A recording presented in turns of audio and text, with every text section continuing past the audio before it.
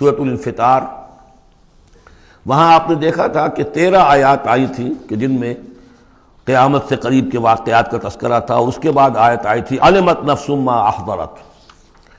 یہاں اس کو مختصر کیا ہے اور 4 آیات کے اندر، لیکن اس کے بعد علمت نفس ما قدمت واخرت، اس کی وضاحت، اور جو نتیجہ نکلے گا سورہ تکویر میں وہ نہیں تھا کہ کیا نتیجہ نکلے گا، بلکہ یہ کہ کدھر جا رہے ہو، ادھر جا رہے ہو یا ادھر جا رہے ہو۔ لیکن سورہ انفطار میں وہ دونوں کے نتیجے بیان کر دیے جائیں گے کہ ادھر جاؤ گے تو کہاں پہنچو گے، ادھر جاؤ گے تو کہاں جاؤ گے۔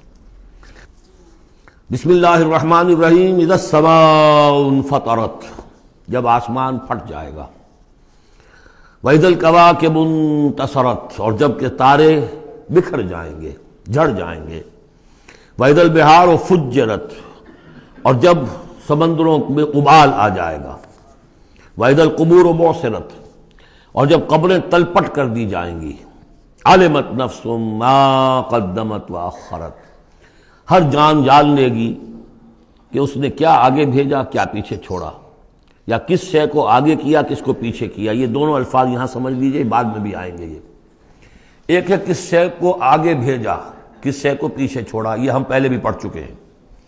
ایک یہ ہے کہ دنیا میں انسان کا ہر طرز عمل جو ہے وہ 2 چیزوں کے درمیان طے کرتا ہے کہ اس میں سے کس کو میں پرائرٹی نمبر 1 دوں، کس کو پرائرٹی نمبر 2 دوں۔ جس کو پرائرٹی نمبر 1 دی ہے، ترجیح نمبر 1، وہ ہے جس کو اس نے آگے کیا، جو ترجیح 2 میں رکھا وہ ہے جو پیچھے کیا۔ بس یہی سارا معاملہ ہے کہ تم نے آخرت کو ترجیح اول دی ہے یا دنیا کو، کس کو مقدم رکھا کس کو مؤخر۔ ایک راستہ یہ ہے کہ میرا مطلوب تو ہے آخرت، دنیا جتنی مل جائے نہ ملے تو اب بھی کوئی بات نہیں۔ ایک یہ ہے طرز عمل کہ میرا اصل مقصود ہے دنیا، آخرت کچھ مل جائے تو بونس ہے، کسی کی سفارش سے مل جائے، کسی کے اور ہیلے بہانے سے مل جائے، لیکن مقصود میرا دنیا ہے۔ تو بما قدمت واخرت، کیا آگے کیا کیا پیچھے کیا، یا کیا آگے بھیجا کیا پیچھے چھوڑا۔ یا ایھا الانسان ما غرک بربک الکریم، اے انسان تجھے کس شخص نے دھوکے میں مبتلا کر دیا ہے اپنے رب کریم پر۔ یہ وہ مضمون ہے کہ جو سورہ حدید میں آ چکا ہے، سورہ لقمان میں آ چکا ہے، ولا یغرنکم باللہ الغرور، کہ یہ جو شیطان ہے یہ وسوسہ بھی پڑھاتا ہے، اس کی جو چالیں ہیں ہر ایک کے لیے ایک جیسی نہیں ہے۔ کسی کو یہ ہے کہ کسی فرض سے روکنے کے لیے نفل میں لگا دے گا، تم نفل کاموں میں لگے رہو، مجھے اونچی عبادت ہے، تقرب اللہ حاصل ہو جائے گا، فرائض سے کنارہ کشی ہو جائے گی۔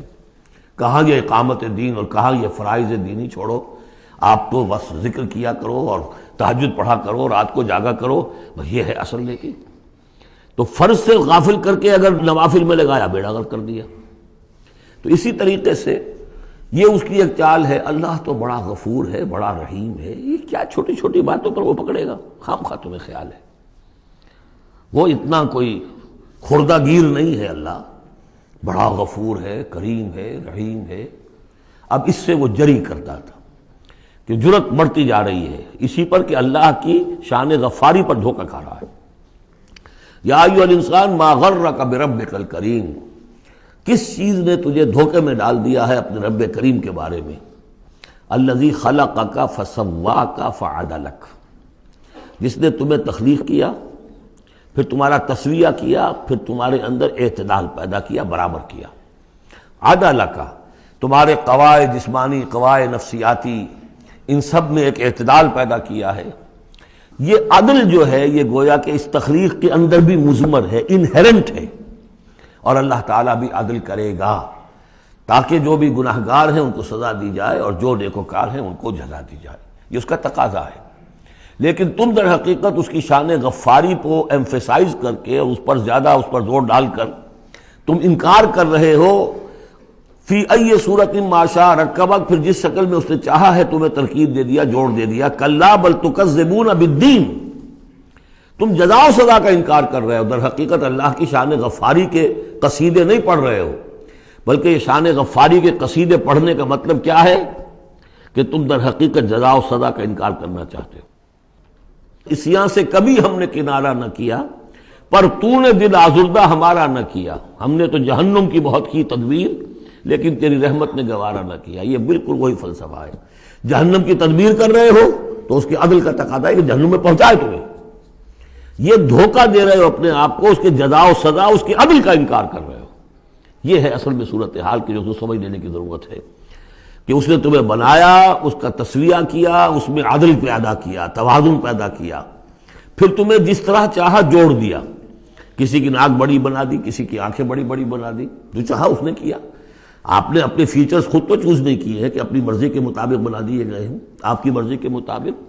ہاں، حضرت حسان ابن ثابت نے کہا ہے حضور کے بارے میں کہ کأنک خلقت کما تشاء، اے نبی ایسے معلوم ہوتا ہے کہ آپ کو تو پیدا کیا گیا جیسا کہ آپ نے چاہا. آپ کا حسن جو ہے وہ اپنی جگہ پر ایک شے تھی، وہ ایک اعجازی صورت ہے. ظاہر بات ہے انسانوں کو جو بھی ملتا ہے وہ تو اپنا، اس کے ان کا چوائس کوئی نہیں. فی ای صورت ما شاء رکبک، مختلف اجزاء کو جس صورت میں چاہ جوڑ دیا.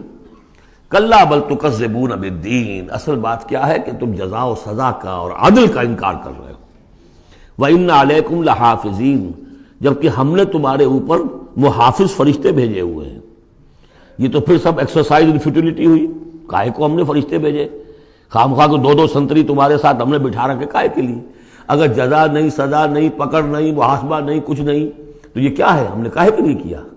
وَإِنَّ عَلَيْكُمْ لَحَافِظِينَ كِرَامًا كَاتِبِينَ، وہ بڑے باعزت فرشتے جو لکھ رہے ہیں، يَعْلَمُونَ مَا تَفْعَلُونَ، جو جانتے ہیں جو کچھ تم کر رہے ہو. یہ چیز اللہ نے پھر کاہے کے لیے کی؟ یہ سب جیسا کہ میں نے کہا ایکسرسائز ان فیوٹیلٹی ہے. یہ تو عبث ہے، کار عبث، اور اللہ تعالیٰ کوئی کار عبث بیکار نہیں کرتا. تو نتائج نکلیں گے. نتائج کیا ہیں؟ ان الابرار لفی نعیم، نیکوکار اللہ کے وفادار بندے وہ ہوں گے نعمتوں میں. وَإِنَّ الْفُجَّارَ لَفِي جَحِيمٍ، اور جو فاسق و فاجر ہوں گے، جو کہ اپنی نفس کی شہوات و خواہشات کے بندے بن گئے ہوں گے، لفی جہیم، وہ جہنم میں ہوں گے. یصلونہا یوم الدین، داخل ہوں گے اس میں یوم الدین کو، جزا و سزا کے فیصلے کا دن. وما ہم عنہا بغائبین، پھر وہ وہاں سے کہیں جا نہیں سکیں گے، غائب نہیں ہو سکیں گے. وہاں سے نکلنے کا کوئی سوال نہیں، وہاں سے بھاگ جانے کی کوئی جگہ نہیں. وما ادراک ما یوم الدین، اور تمہیں کچھ پتہ ہے، کسی نے کچھ بتایا ہے یوم الدین کیا ہے؟ ثم ما ادراک ما یوم الدین، پھر تمہیں کچھ اندازہ ہوا ہے کہ یوم الدین کیا ہے؟ یوم لا تملک نفس لنفس شیئا والامر یومئذ للہ، جب کسی جان کو کسی دوسری جان کے لیے کوئی اختیار حاصل نہیں ہوگا، اور امر کل کا کل اللہ کے ہاتھ میں ہوگا. والامر یومئذ للہ، لمن الملک اليوم للہ الواحد القہار. واتقوا یوما لا تجزی نفس عن نفس شیئا ولا يقبل منها شفاعۃ ولا یؤخذ منها عدل ولا هم ينصرون. وہ دن جانتے ہو، وہ دن. وما ادراک ما یوم الدین ثم ما ادراک ما یوم الدین یوم لا تملک نفس لنفس شیئا والامر یومئذ للہ.